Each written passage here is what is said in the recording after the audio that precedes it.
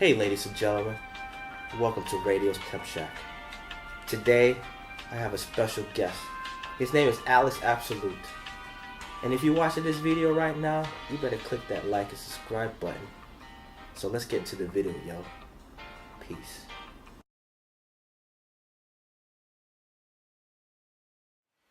Hello, guys, and welcome to our video. I'm with my boy Alex here. Check out his channel called Alex Absolute, and I'm Radio the Artist. What's up, guys? So here we are, and here's my boy Johnny. As I said before in my intro, Radio the Artist, and that goes for pretty much most of the platforms that he's on here. If you check him out on Instagram, Radio the Artist, YouTube, Radio the Artist, everything pretty much Radio the Artist. Go check him out MySpace. after this video. Yeah.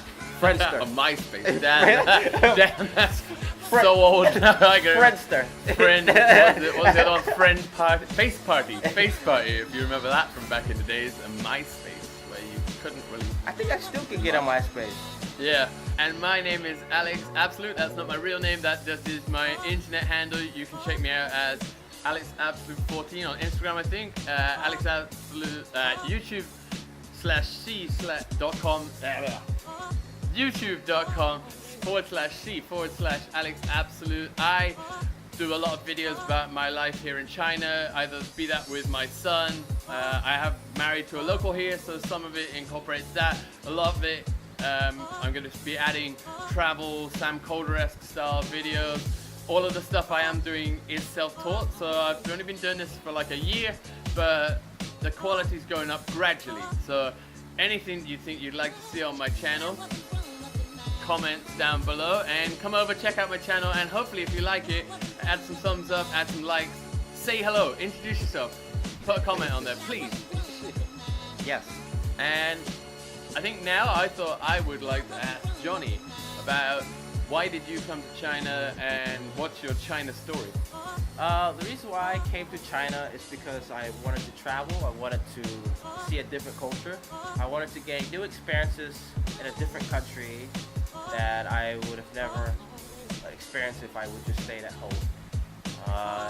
My China story is that I came to China in 2015, and it was an interesting experience, meeting all types of people and getting my luggage destroyed. Destroyed? Yeah, I came back with like one wheel missing out of my suitcase. Oh, I think Yeah. that's not really savage. Clothes flying everywhere, and these things do honestly happen here in China. I'm sure we could, as the video goes on, we can digress into some hilarious stories. For me personally, my story was I was bored with life in England. It was kind of boring. It wasn't bad. In fact, it was pretty good, but I just wanted a change. So all of a sudden one day I decided, but hey, look, there's a job for China. I clicked on apply. I think they phoned me back the very next day.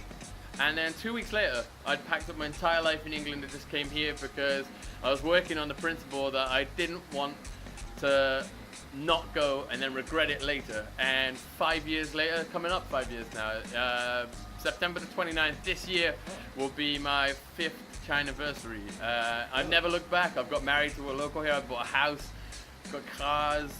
I've had a baby. It's my life is here. I can't ever imagine going back to England either.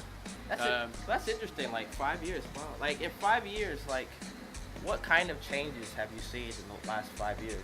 Like just when you first got here, what's the first thing you saw to like now? Like what are the changes? Pretty good question. Everything. I'm sure you haven't been here quite as long as me, but you will know as well that everything changes. You can have your favorite restaurant, your favorite shop, and 1 year later, gone, because shops and businesses, because it's a developing country, they'll pop up very fast, and then they'll go very fast. As soon as there's something which is like very trendy at that particular time, be it like a brewery, microbreweries, or a certain theme bar or a certain type of food, it will pop up, it will ride that wave, and then when it's not popular, boom, it's gone. I've seen some very terrible restaurants rise and go, and I've seen some of my favorite ones rise and go. Even bars, all sorts of stuff. Like the beauty of China is that it's literally changing so fast that you get to see this never-ending tide of change. I quite like it. I think it's quite cool. Yeah, I like it too. I mean, when I first came to China, especially like paying things, I had to pay things with cash. I had to pay my rent and like my electric bill with cash. Now, I just send money through my phone and like pay things for like bus, taxis, just everything, and it's so convenient compared to the States where I have to like mail a check, and sometimes that check gets lost in the mail. Yeah, And that's one thing I find as well. Is literally I went back to England. I think I've been back twice in the 5 years because my parents come visit here a lot. My family come here a lot. Yeah. And when you go back, I don't know if it's the same with the States, but you find it's kind of archaic almost because you don't need to pay here. Like Johnny just said, you don't need to pay with your bank card. You don't need to pay with cash. I lost my bank cards, both of them in fact. I lost my wallet like a year and a half ago, and I've never bothered getting them back again. I cancelled them, but I've never bothered them getting them back because I don't need to. Like, I pay for taxis, I pay for food, I get paid via my job. Everything is on my phone.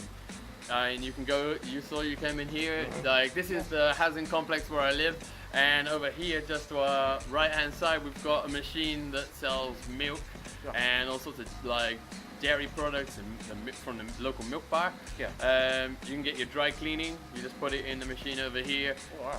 You pay. It gets sent off. It gets done. It gets put back. They notify you. You go and scan, take it out. Your deliveries are here. It's crazy. It's like this cashless society, which you just don't need cash. If I ever do for one thing, which is, you know, the one thing I need it for.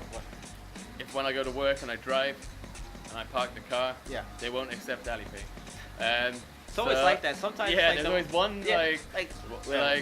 people, and so yeah, I have to literally just I go to my colleagues and say, hey guys, if I send you 20 RMB on Alipay or WeChat, can you just give me the cash?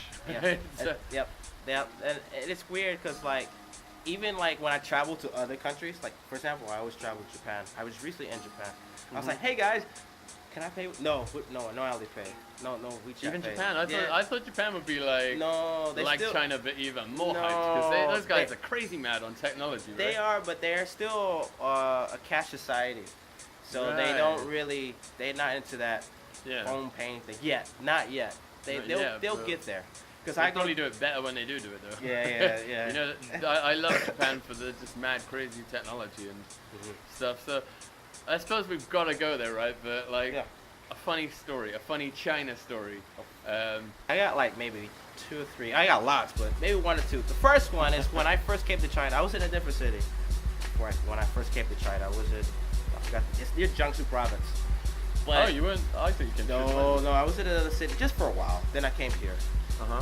And I was getting out of my apartment to go to work, and there was these guys. I don't know, they're like workers. They were in a van, and they were driving by me, and literally when they saw me, they stopped dead in the middle of the road, and cars were like almost hitting each other, and like bikes were going over the place.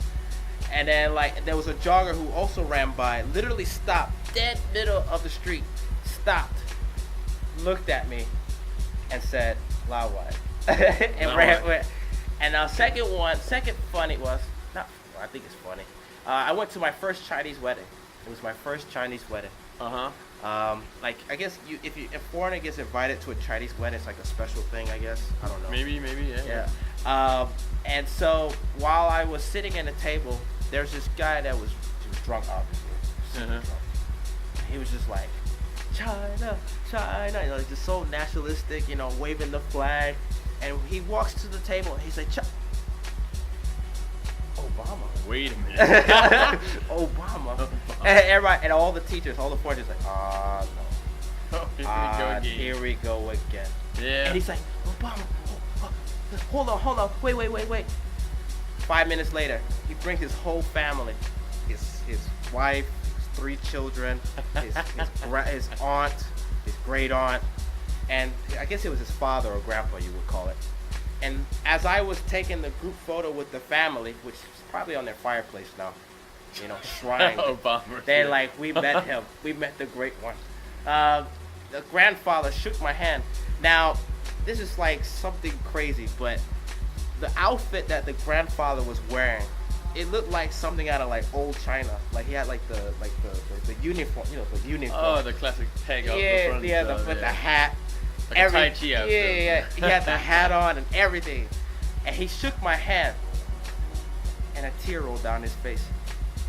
And he walked slowly. He was just like, I met one of them. I met one of them. Yeah, I guess I don't know. Maybe he never washed his head again. He just never washed it again. He's like, parents were like, you need to wash your head though. This the great, the great one touched my head.